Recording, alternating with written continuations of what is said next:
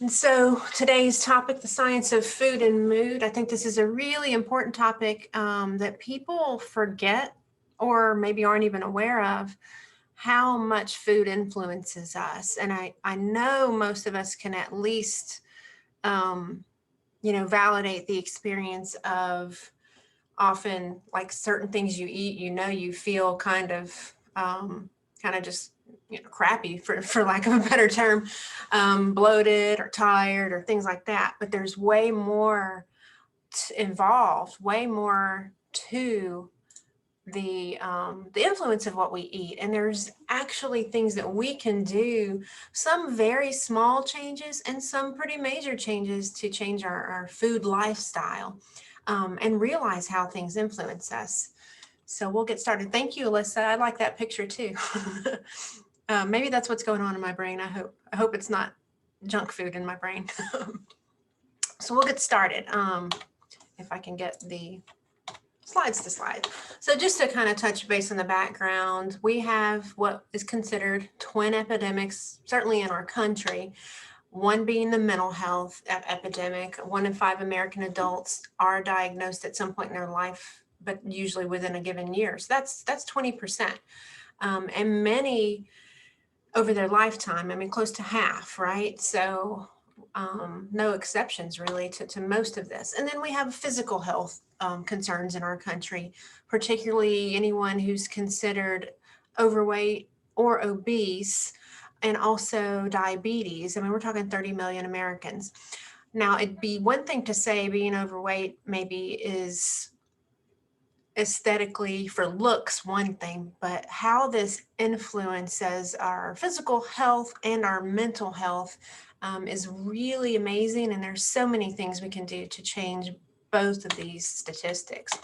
So I just want to touch on the fact that if we have any mental health concerns in our lives, very, very often the issue is not just in our brain. It's really a signal that at least one of our body symptoms, if not more, can be influences to that. So keeping that in mind, also, here's some examples. Sometimes depression can truly, and I say sometimes, very often, can influence our heart physically. A lot of people with severe depression over time can develop heart issues. So that's one thing to keep in mind. But panic attacks, it makes sense that the adrenal gland would be involved because the adrenaline, those stress hormones that kick in, if they can kind of get haywire, how easy it would be to have a panic attack if that's something that's chronic. And just a lot of infections and inflammation in our body can impact our brains too, and emotionally. So this is just a little graphic to kind of give you an idea of the types of conditions that we can be challenged with as it is influenced by that gut-brain connection. So it's not just mental health too. I mean, it can impact things like fibromyalgia, people who have chronic pain in their bodies, bowel issues, stomach issues like irritable bowel syndrome, a lot of long-term conditions. So just a general idea there. So looking at that, it is a two-way relationship. Our dietary choices, foods that we eat, can impact our mental health, and also our mental health can impact our food choices, right? Anybody here ever get a stress eater, emotional eater? You feel depressed and you eat ice cream or something like that? It certainly influences our food choices, and then that can influence the mood. It's a back and forth kind of thing.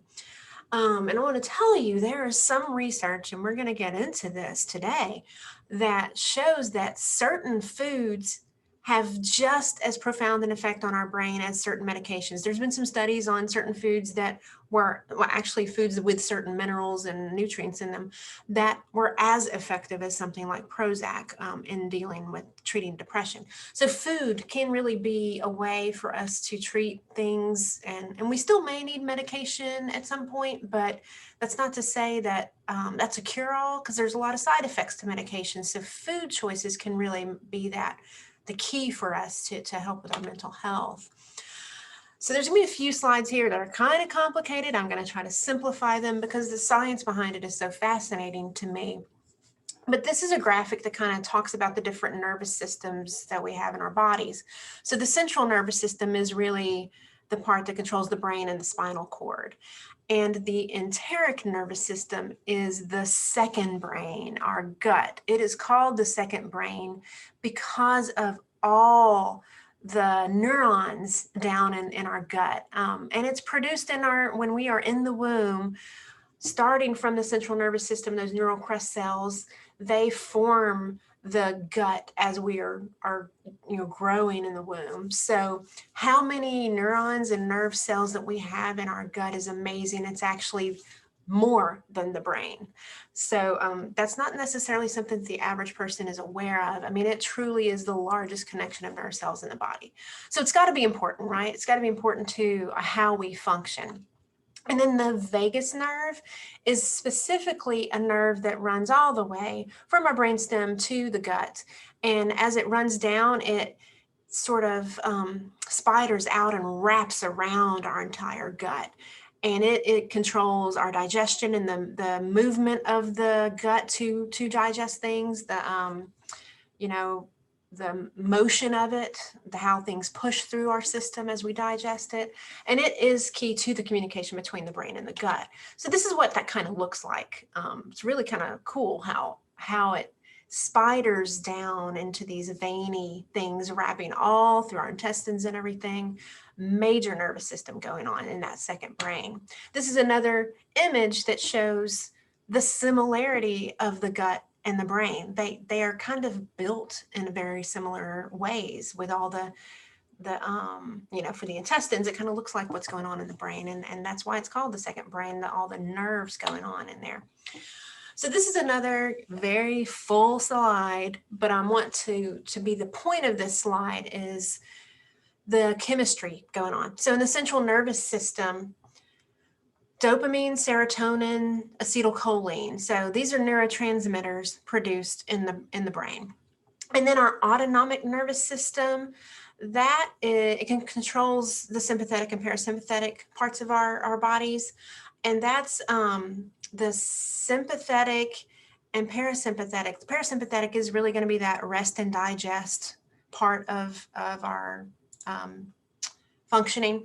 And it also helps produce adrenaline and noradrenaline, which are somewhat stress hormones.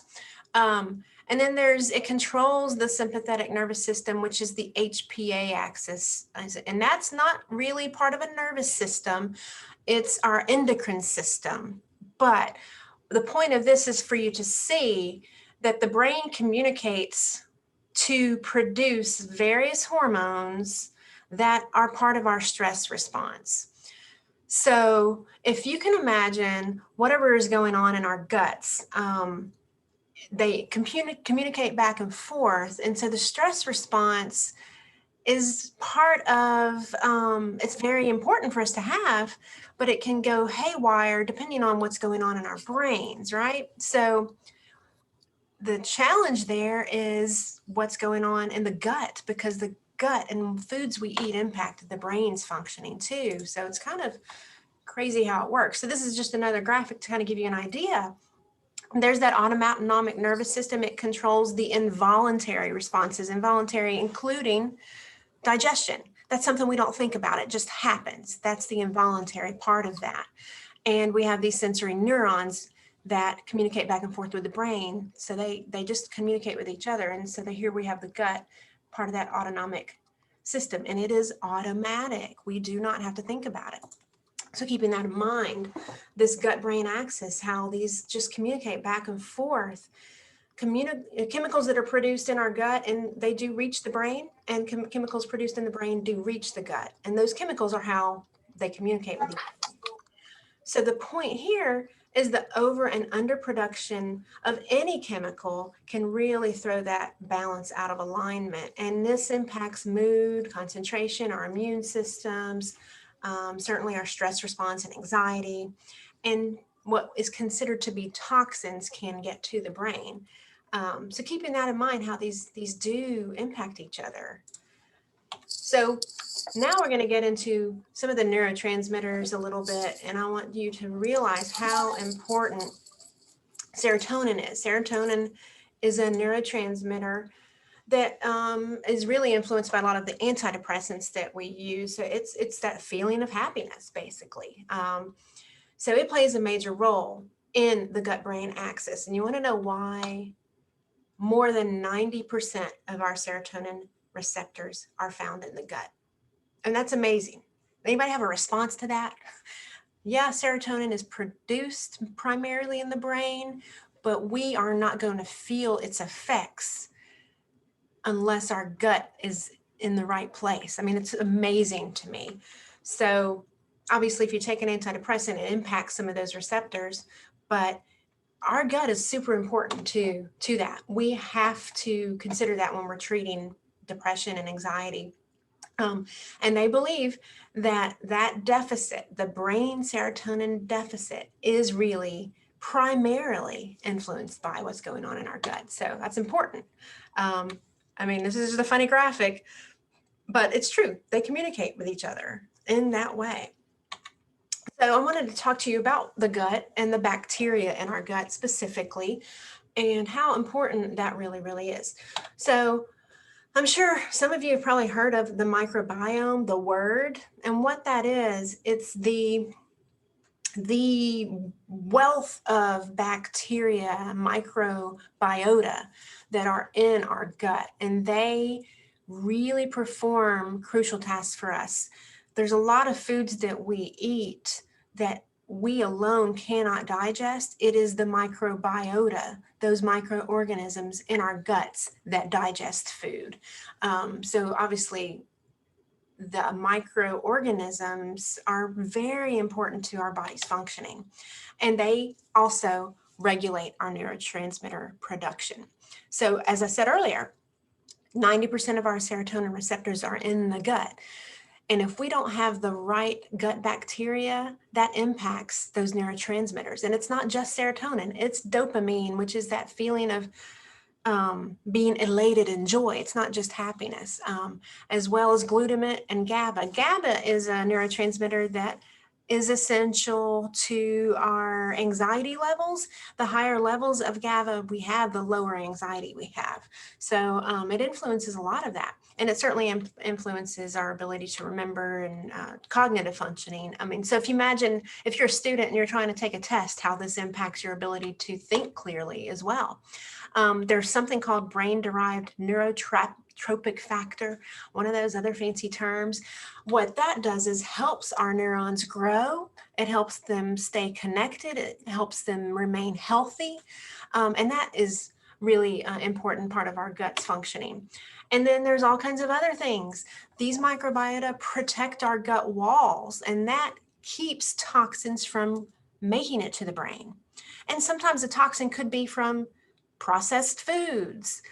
Who here has eaten, I don't know, pizza or ramen or corn dog or something, and you feel the effects in a mental, emotional way? You're not just full because you're tired. You're not just tired because you're full. It's really something else going on chemically. So keep that in mind.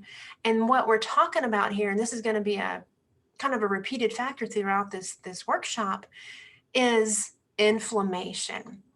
Not just joint inflammation, which it does impact our body's organs, but brain inflammation is a big part of what happens with our food choices. And then the idea of oxidation. Who here has heard of antioxidants? Anybody? Yeah. That is really a big part of why we're trying to always get certain foods in our bodies, because they are filled with antioxidants. Like blueberries are high in antioxidants. What that does is keep oxidation from happening, which is cellular damage. So a lot of what we're going to talk about is that oxidation and antioxidants too. So let's think about stress too. Obviously, stress impacts our emotional well-being, but it impacts our bodies as well, right? Yeah, eat a lot of blueberries, Alyssa. But stress really, I mean, anybody ever having issues when you feel stressed out or nervous, or, lack of confidence? You get that kind of knot in your stomach, or maybe even get an upset stomach. There's a lot to do with stress. And so psychological stress can completely change the composition of our gut bacteria, right? That's what's happening sometimes. And if it's something that's over time chronic for you, it can really have a long-term effect. So what's going on there? We talked about the autonomic nervous system and the HPA axis, which is the hypothalamus pituitary adrenal gland, the endocrine system. Those send signals to our guts, and it changes the bacterial composition and behavior because of a stress response. We have someone, Stephanie, in chat. Yes, my sister tends to eat when she is stressed. I don't have an appetite when I'm stressed. Yeah, totally impacts your appetite too. I know when I'm severely depressed, I have to force myself to eat. It's not something that I can forget to eat. And some people have the opposite effect too. Yeah, totally. And anxiety, some people are more anxious eaters, and depression can be a little bit of a different impact. So here's an example of how stress impacts those microbiota. Lactobacillus is just one of many. It's one of the microbiota in our guts. With stress, well, without stress, just normally, that is one that is key to break down sugar. And it also kind of helps us with that gut wall, protecting those toxins from getting out into the brain and other parts of our bodies. It prevents us from getting fungal infections. It's a key to processing certain chemicals that we introduce to our bodies, right, through our foods. And so with stress, that just doesn't work well. It doesn't necessarily break down the sugar for us, which can cause insulin levels to fluctuate. Over time, it can cause diabetes. So if you think about it just from that perspective, but it also can impact our brains too, not just the physical health. So keeping that in mind, that's just what stress does. It impacts all the balance of all these chemicals and microorganisms in our guts. So here's one thing about that. If the brain influences how our gut contracts and help us digest, it controls all these other digestive chemicals for us that protect our gut lining. It affects so many things, but with depression or anxiety, that's compromised. So food may not be properly absorbed. That can come out in all those digestive issues. Maybe things push through your system too quickly, or too slowly. And we don't have to get into all the details of what happens down there, but a lot of uncomfortable things can happen in our gut just because of stress, anxiety, depression. It really impacts all the rest of our bodies too. So now I'm going to get into specifics about depression. And I know most of you are probably here for some solutions, right? We're going to give you some solutions, and plus there's a handout that I did include a link to in the email that went out. But if you didn't get that, or if you want, I can email that to you as well. So put that in your chat, in the chat, if you need us to send that to you. But just to start, and I'm going to say a lot of things that people both already know, but also really don't want to hear. And one is sugar intake. Sugar throughout this whole workshop, we're going to see is really bad for us, our mental health and our physical health. I know it's really unfortunate, right? But for depression, high sugar intake, there's statistics. We can look at people's diets and who has depression, and it does contribute to depression. Bar none, it does. Things like people with depression tend to skip meals sometimes. That further impacts our neurotransmitter levels like serotonin. And so that if you have those kinds of behaviors where when you're depressed, it just kind of worsens it. And it influences the gut bacteria. So our good gut bacteria are depleted for people who suffer from depression, and the bad bacteria are higher in quantity for people who suffer from depression. And those bad bacteria are the culprits to the inflammatory responses in our bodies and our brains, our brain inflammation, if you will. And it comes from the gut. So what we're going to talk about right now is a couple of, 3 specific things we can do to help with depression that are dietary. So first off, again, here we go. The more sugar you eat, the more likely you are to be depressed. Pure and simple. Hard to hear, hard to accept, but there's way too much evidence to argue with this. It's just a fact. And there's this idea of a sugar flood, anybody who's really eaten a lot of sugar, and over time, a lot of sugar, not just in one sitting, causes that inflammation in the brain and direct results to depression. It also lowers the levels of that BDNF, the brain-derived neurotropic factor that keeps our neurons healthy, that helps them grow, that helps them also adapt to stress. And that's something to keep in mind right there, how we adapt to stress too, to a breakup, to a job loss, to, death of a loved one, also anxiety and all of those things. Alyssa says, I have to admit, I do feel better physically and mentally when I'm not in a sugar coma. Yeah, me too. Me too. And I have recently cut back on sugar, not for this workshop, but just a coincidence. And then when I started developing the workshop and researching it, I'm like, wow, I kind of do feel better now that I've cut out sugar. I haven't completely cut it out, but way down. And I don't miss it. And it's kind of interesting. It wasn't even that hard at first, but it's hard for some people, and it's hard for me at times. And Alyssa says, and you start to not really crave it. That's true once you get used to it. So we're going to talk about this idea, and I'm sure you've heard of this too, a glycemic index. There's a lot of words in here that are hard for me to say. I tend to jumble them up. But this is a measure of how the rate of processing sugar in our system, basically. So how quickly food converts to glucose in our bloodstreams. So looking at this is just a kind of breakdown of it. We have high glycemic index foods that are the high carb foods. This is something else nobody's going to want to hear, but it's just a fact. It is processed the same way as sugar. So these are all the favorite things: white bread, white rice, potatoes.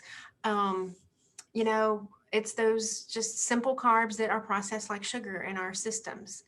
Those raise the risk of depression. And it's just unfortunate because I do love all those things. Pasta, yes, pasta, Alyssa. Yep, I should have added that to it. White pasta anyway. Yeah. Oh no, I know.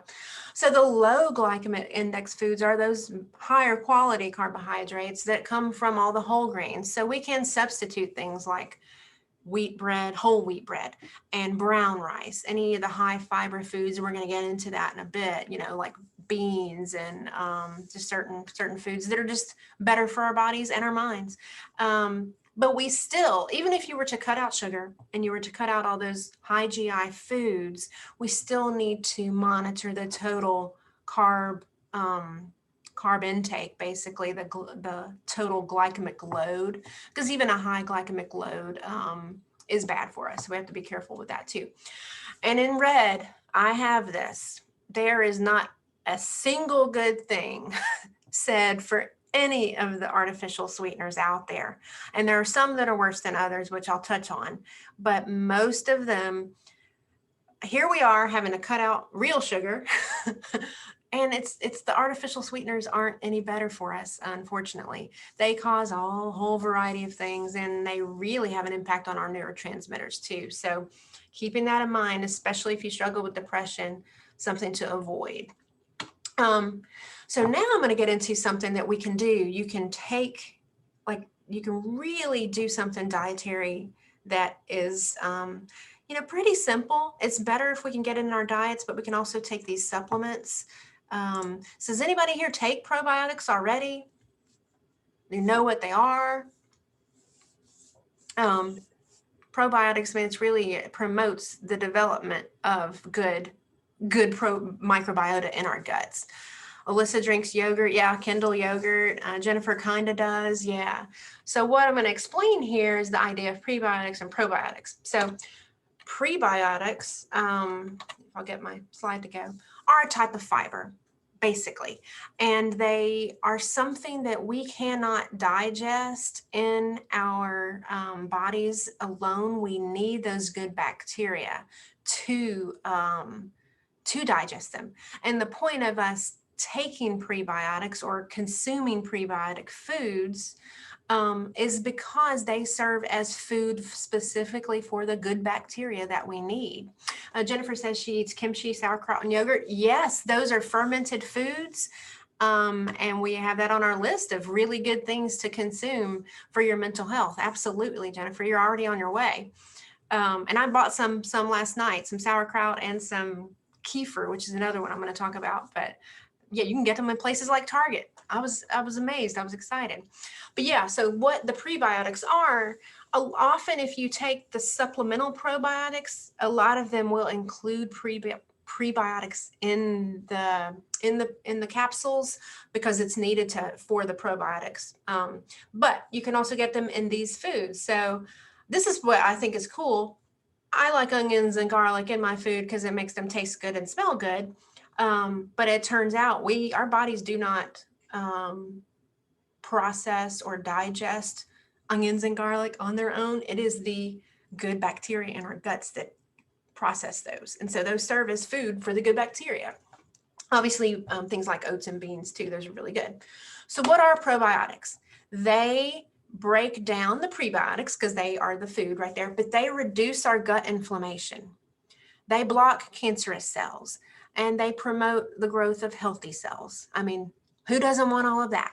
But even more for mental health, less depression. Boost GABA. GABA is that inhibitory neurotransmitter that is responsible for lower anxiety, and then lower cortisol, which is a stress hormone. But lowering cortisol also impacts our physical health too. It impacts our heart, the tendency for heart disease, things like that too, but lowers that stress response. So here are some foods as well. And so like Jennifer mentioned, kimchi is on here. That is pickled Korean pickles specifically. And then sauerkraut is one of those too. Kombucha is that tea that I know Kendall told me earlier. She loves kombucha. Tempeh, any of these soy kind of products, especially in Asian foods, you can buy these at your average grocery store.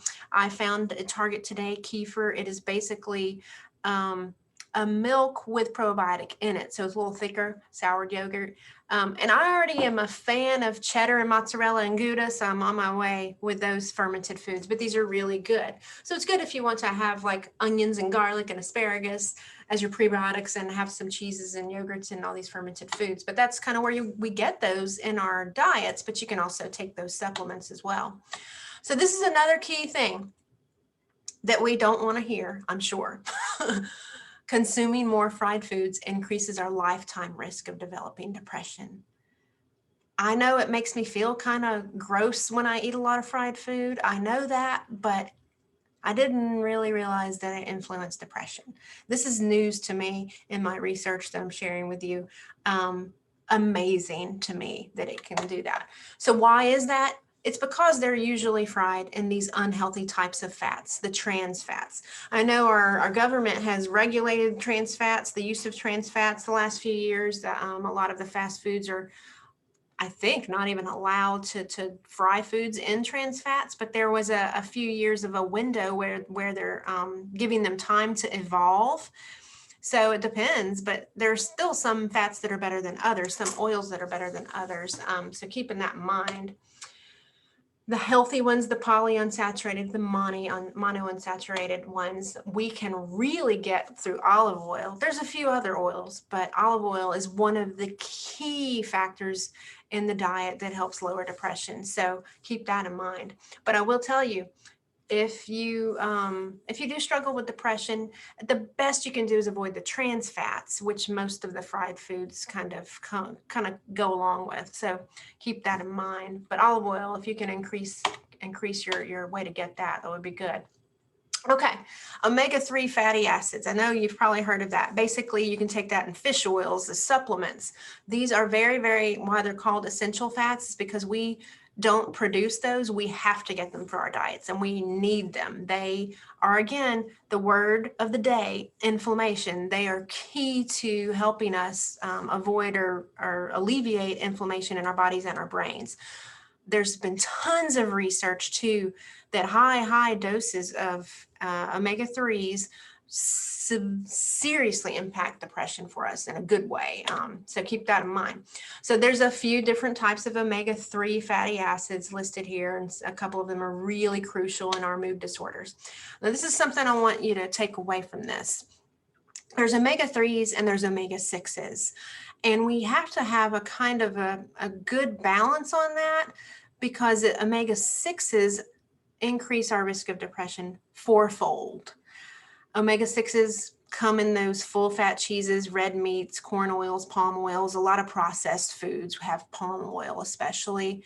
Again, I like cheeses, and we have cheeses that are good for us in terms of the probiotic component, but we still need to be careful with that, right?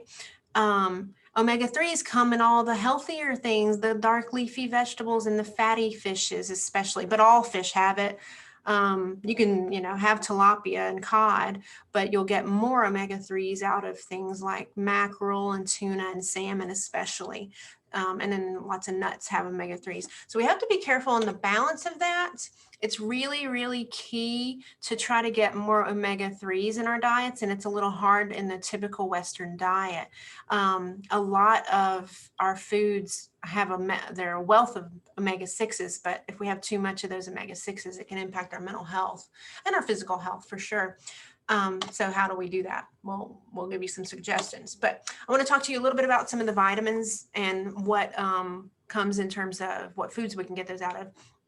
Jennifer, where does chicken fall into these categories? It's not been shown to really impact our mental health in any way, but if it's fried, that's the challenge. But like grilled chicken, the Mediterranean diet, which we're going to talk about, that is really promoted in our mental health kind of components, look for more of our protein to come from fish and to keep eggs and meats, red meat, at a minimum. But chicken and turkey, there are certain types of poultry that do influence anxiety, and I'll show you that in a bit.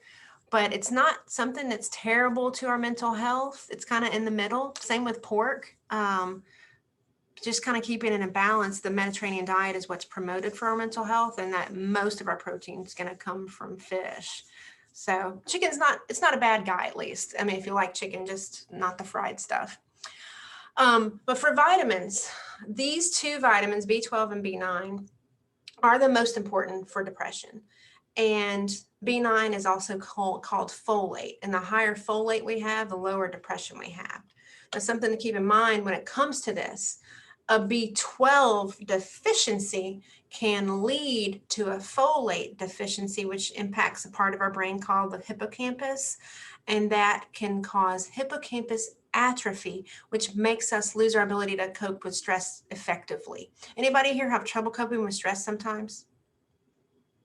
Anybody? Me? Oh. I'll do that. I must have hippocampus atrophy sometimes. But yeah, it's really key to our flexibility in dealing with just day-to-day stressors.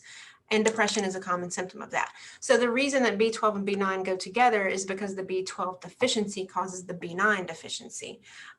So they're both important to our diets. And we can get them from these types of foods. Some that make so much sense, lots of our lower sugar fruits like citrus and bananas.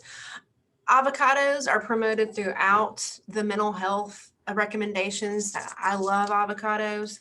All our darker leafy greens. Asparagus I love too. But then you get in the fish and the shellfish and nuts and seeds and beans. So a lot of good foods here to choose from. Now, these are just a few of the other vitamins that are essential.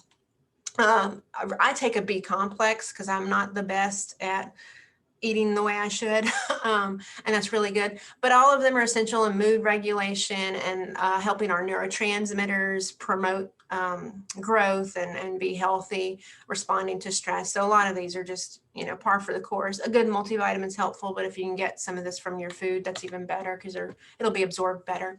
And this is just another little rundown of minerals. I'm not going into great detail on it because I want to get to the anxiety treatments too. But just for depression alone, you can see certain levels of certain minerals are really important to preventing or alleviating depression. And I have here in red, one of the most important ones is magnesium.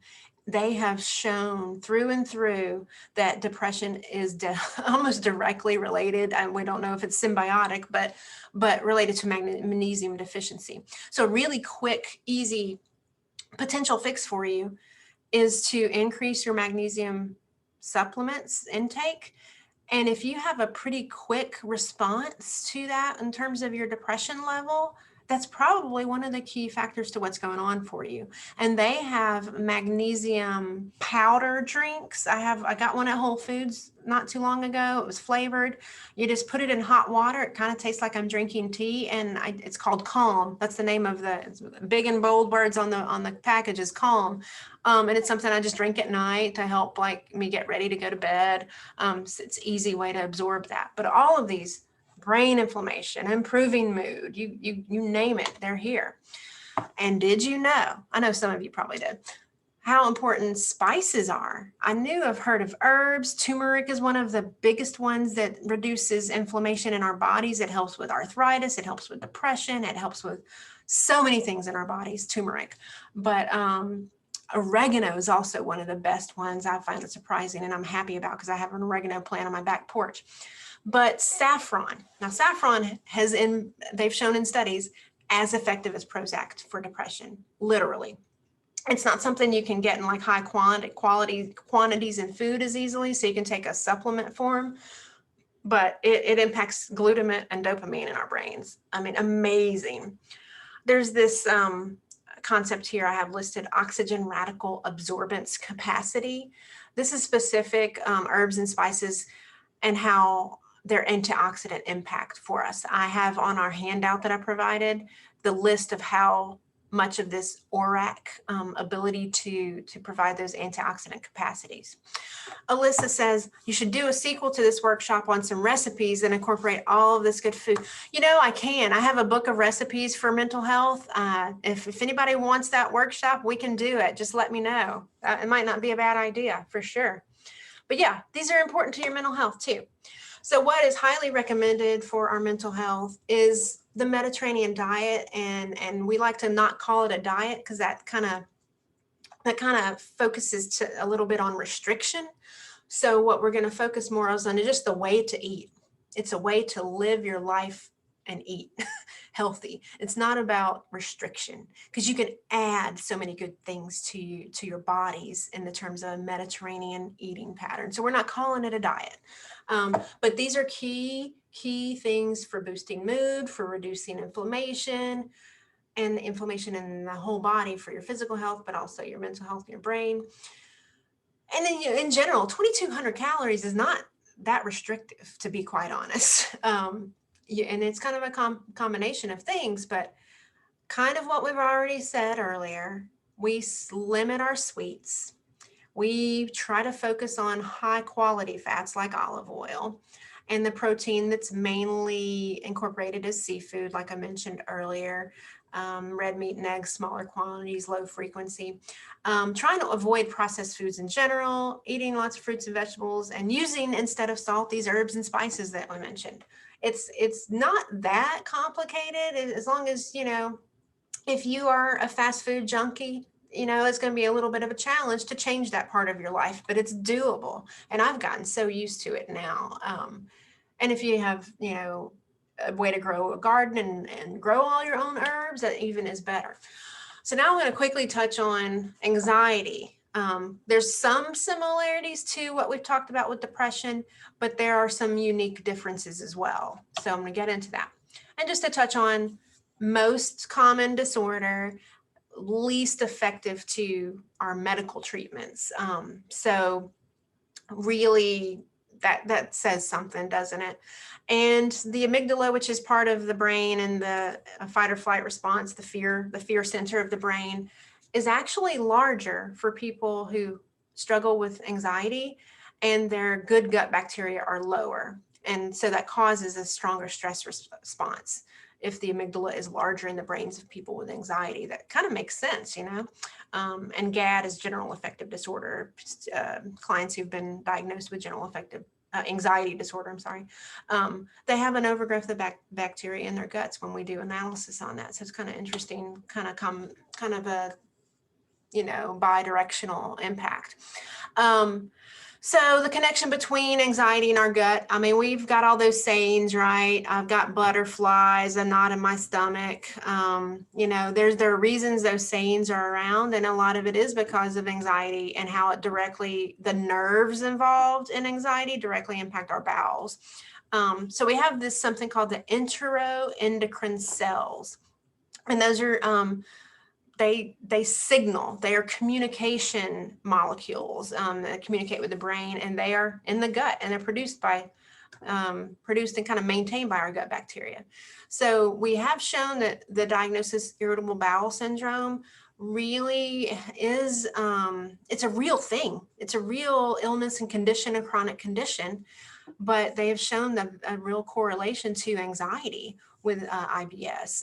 And the more severe one is, the more severe the other is often for people. Some people are maybe more sensitive to their gut is the sensitive part of the anxiety, but not always, but a lot of people it is. And it changes the brain too. So we have found that the most effective treatments for anxiety really have to also address what's going on in our gut and our diets. I mean, bar none, that's kind of what it's showing. So this is kind of a rundown of what we see as influencing anxiety. That Western diet, what we've already talked about, red meats, all the bad fats, the fried foods, the high glycemic index foods, because they cause serotonin to be reduced. And then there's also kind of a direct correlation with weight gain and the bacterial changes and the increase in chances of anxiety. It doesn't mean, one causes the other, but they kind of go hand in hand, and there's just a correlation. The other thing, not surprising, is controlling our caffeine intake. I mean, because that's a stimulant and that can cause some influence for anxiety. And the recommended is dose, I don't call it dose, but the recommended limit of caffeine is 400 milligrams a day, which 100 milligrams roughly is an 8-ounce cup, and an 8-ounce cup is not the cups we use. I use a giant mug every morning, and I know I'm probably getting 400 milligrams in one mug. So, to keep that in mind. There are other alternatives to coffee that you can kind of have healthier. There's actually something new, kind of newer things called mushroom coffee that you can get in health food stores and on Amazon. That can be a good alternative. But yeah, that increases the activity in the brain that causes, the part of the brain that causes us to perceive threat. So then that anxiety kind of goes up. Also, when it comes to alcohol, anybody who already has or struggles with anxiety, they're going to have poor sleep, more likely to have poor sleep than someone who doesn't struggle with anxiety if they drink alcohol regularly. So there is an influence to regular alcohol consumption when it comes to anxiety. And then there's, kind of a side effect of social anxiety. Sometimes people drink to kind of alleviate the social anxiety in social settings, and that can, in this statistic here, quadruple our risk of alcohol abuse, unfortunately. And that can also impact our well-being in a lot of other ways. But then there's also just the general situation where you may have a day where you do drink some alcohol, and the next day we're a little irritable, maybe jittery. And so it's really alcohol withdrawal the next day too. And those have anxiety inducing symptoms as well. Now, there is some interesting research on gluten. Some people may be undiagnosed with something called celiac disease, which is a gluten sensitivity or inability to really process gluten. And this isn't always the case, but if you do struggle with anxiety, try a gluten-free diet. And if you see a decrease in your anxiety pretty early on and quickly, then there could be a correlation there. So doesn't hurt to try gluten-free for a period of time to see if there's an influence. And if there is, you might want to get checked for gluten sensitivity or celiac disease with your physician. But that can be the case at times. And then, I said this earlier, when it comes to depression, Artificial sweeteners really are just a no-go for just about everything, and especially aspartame, which is the old NutraSweet. We have a lot of more alternatives like stevia and sucralose, but aspartame specifically is contributes to anxiety. There's reasons, things it does to the brain and the neurotransmitters, but definitely something to avoid if you're an anxious person. So here's what we can do to alleviate anxiety. Fiber. We already said that for depression too, but fiber is good. It helps the good bacteria. And it does keep the weight down because being overweight has an influence on bacteria for a variety of reasons. And then it decreases that inflammation as well.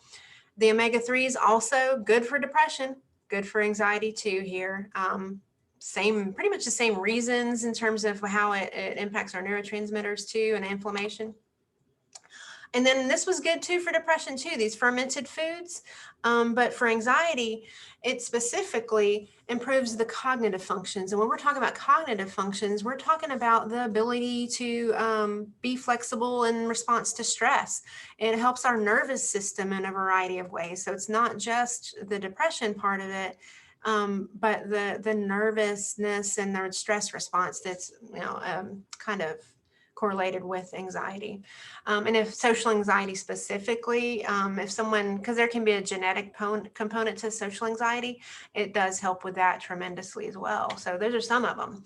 But here's some of the other chemicals. So you guys probably have heard of tryptophan. Usually it's in, turkey and Thanksgiving dinner. We all hear about that. It makes you drowsy. Well, it's actually something that's very calming. It's a chemical that comes in some foods and it's calming. And the reason it's calming is it is a precursor to serotonin production. So if you increase that, then it helps with the receptors that receive serotonin. So there's kind of a direct correlation with serotonin, but it doesn't really work as well to just, have turkey. There's a key to eating those high tryptophan foods along with carbohydrates. Like in Thanksgiving dinner, there's usually mashed potatoes involved, for example.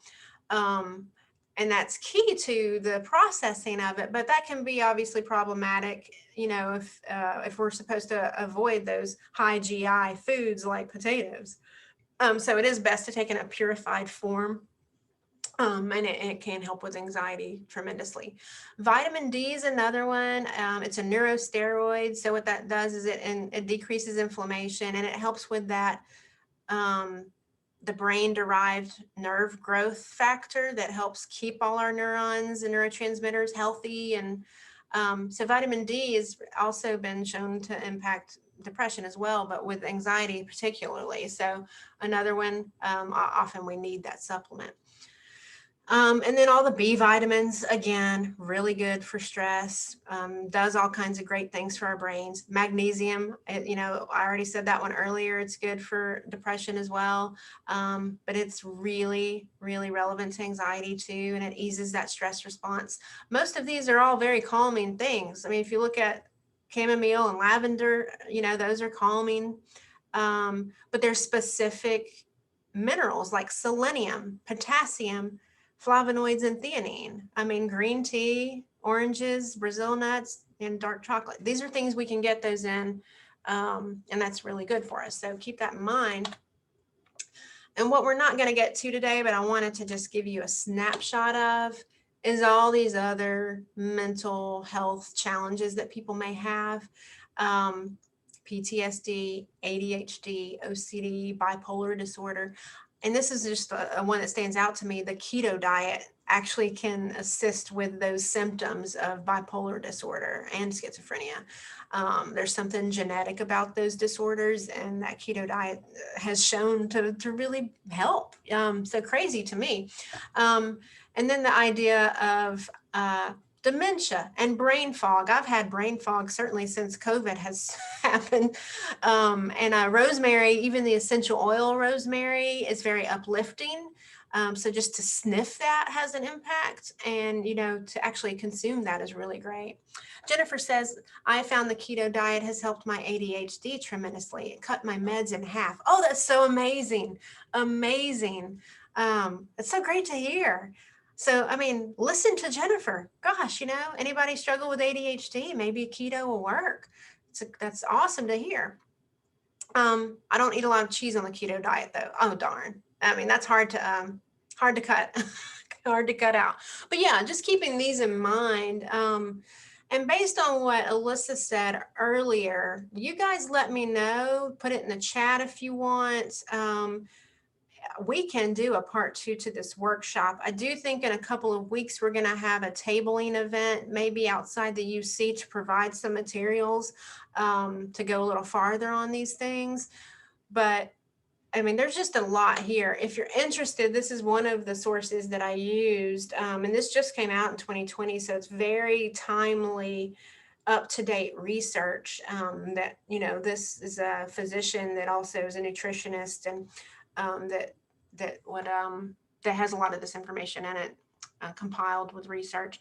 Kendall says a part 2 would be great. Well, we'll look at that. We'll think about how we can incorporate that. I think the menus, I would love to do a nutrition event too, a cooking event to talk about this. You know, once we're out of COVID land, I guess we could do something in person. If anybody has any questions, feel free to unmute yourself or comments, use the chat. Amber says, do you have a list of additional resources? I would love to deep dive into all of this. I do, Amber. I do have a handout. Let me see if I can stop the screen share and share this other, or maybe it'll let me share the other thing that I have pulled up. Yeah, let me get some of this out of the way. I have the resource here. Let me see if I have to stop the share first. I don't know. I'm not good at this. Share screen. Here's my resource. Okay. Do you see that? I guess you guys can see that. Yeah. So this is actually, there's a link to this document in the email that went out with the Zoom link. So you can certainly pull this up. This has all the nutrients, what they impact, and the types of foods that you can get them from. And this also has things to stock in your pantry just that are good for you that you can use. I have a depression cheat sheet here, the specific things that you can do to help with depression, a breakdown of the Mediterranean eating pattern, the herbs and spices that have that high antioxidant impact in our bodies, and then another one on anxiety that will tell you what to add to your diet and what to avoid in your diet. So this is there's a link in the email to this document. I'll probably print this out and have it available also in other capacities. But I do think what Alyssa said earlier, I do have actual menus, guys, that we can have like a daily menu for depression that recommends what to have for lunch and for a snack and for dinner. So if you want, we can do that. Let's see, I'm reading the chat. Let's see, Alyssa said, I just wanted to add that I've switched to decaf coffee and I noticed I do not feel as anxious throughout the day. Oh, good. Chamomile has also been my best friend when it comes to a good night's sleep. Is this all pulled from that one book? I was interested in reading the studies. Yes, Amber, most of it is. Some of it I added just from my own knowledge, but I just got through this book and I thought I have got to share it. And so most of the relevant foods and nutrients, the minerals, the vitamins, and the herbs and things, I got straight from this book. And she has the chapters broken down by mental challenge. Like she's got one for depression, one for anxiety, and one for all the other disorders. Yeah, so that was the name of that book. Let me see, here it is. This is Your Brain on Food, in case anybody wants to find that. Should be on Amazon or any of your, wherever you buy your books. Yeah, I thought it was great. She gives a lot of information. Anybody else have any questions or comments or suggestions, what they want to see next from us? I think we do have a workshop in a couple of weeks on codependency and healthy relationships coming up. And I think we're gonna, if you're a local student, we're gonna have a tabling event to provide more about the foods and nutrition and impact on mental health. Well, I appreciate everyone being here. Feel free to email us at counseling@lsus.edu if you have any other comments, suggestions, requests. We are here for you in a variety of capacities. Love to hear from you. Well, in the meantime, I hope you guys have a good rest of your day and week, and get through, maybe get something from this, maybe go buy some kefir or kimchi or something. And we will see you again soon. Take care.